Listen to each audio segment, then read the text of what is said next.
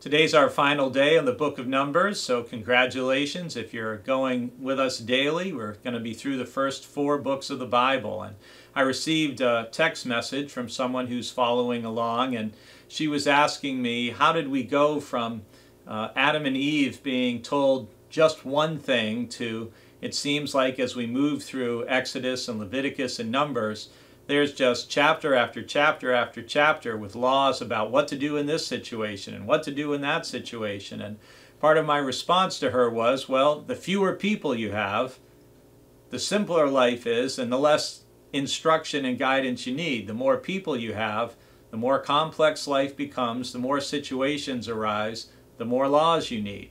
And we see that in the Torah, the first 5 books of the Bible, just like we see it in our own country today.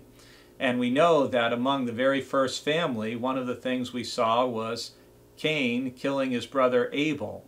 And in Numbers chapter 35, we have some instruction about what are called cities of refuge.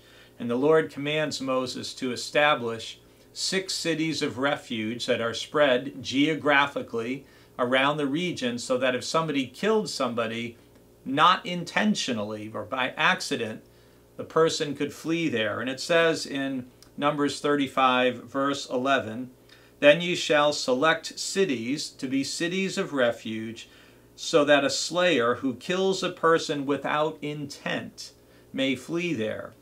The chapter goes on to talk about other types of murder that occur and what to do. And we have to remember that while we look at the Bible as a holy book and a book of that's instructive for our faith and practice, it was also in this part of the Bible dealing with the real life issues of a Middle Eastern culture 2,500 years ago. And that was a culture where, hey, someone killed someone in your family, then we're going to go kill someone from your family. And what does this do? It just creates an unending cycle of violence.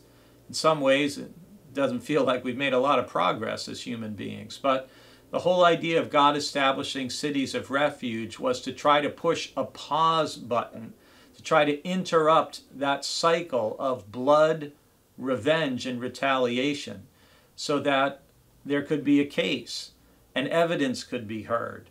And so that if someone killed someone by accident, they weren't just automatically then murdered by a blood avenger.